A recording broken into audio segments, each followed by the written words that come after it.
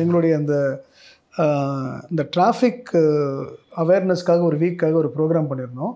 அந்த நேரம் வந்து மோட்டார் வெஹிக்கிள் ஆக்சிடென்ட்ஸ் முக்கால்வாசி வந்து டிரைவர்னுடைய அந்த தூக்க நேரத்தில் தூக்கம் சரியில்லாமல் அசந்து போகிறதுனால தான் ஆகுதுன்னு சொல்லுவோம். அதுக்கு வந்து நாங்கள் இவரை கூப்பிட்டுருந்தோம். நீங்கள் வந்து உங்களுடைய அனுபவங்களை பகிர்ந்துக்கங்க, இதுக்கப்புறம் உங்களுக்கு தூக்கம் எப்படி மேம்பட்டுச்சு, உங்களுடைய வாழ்க்கை அதுக்கப்புறம் எப்படி உங்களுக்கு பகிர்ந்துங்க வந்திருந்தார்.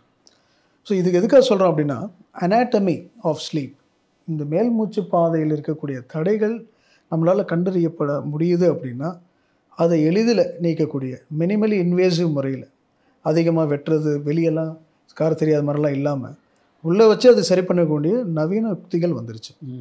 பிரம்மாண்டமான ரிசல்ட் சொல்கிறக்கூடிய பேஷண்ட்ஸ்லாம் இருக்காங்க. அருமை. ஆனால் இதில் ஒரு கேவியேட் இருக்குது.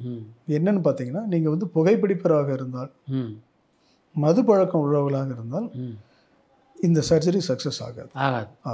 ஓ, ஏன்னா இந்த 2 வஸ்துக்களுக்குமே இருக்கக்கூடிய குணாதிசயம் என்ன அப்படின்னா, மசில் வந்து ரிலாக்ஸாக செய்யக்கூடாது தான்.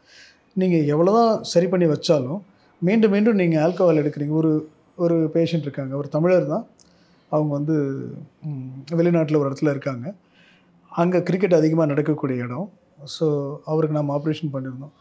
அந்த கிரிக்கெட் கிரவுண்டில் போனால் அங்கே வந்து சில பானங்கள் குடிச்சு தான் நம்ம வந்து கிரிக்கெட்டை ரசிப்போம் சார். அப்படி அது எப்படி நம்ம உற்சாகம் இருந்தால் இல்லை சார் அப்படி பண்ணிங்கன்னா அப்புறம் நம்ம சர்ஜரிக்கே அது வந்து சரியாக வரும். ஸோ இந்த மாதிரிலாம் நம்ம மோட்டிவேட் பண்ணி அனுப்பணும்.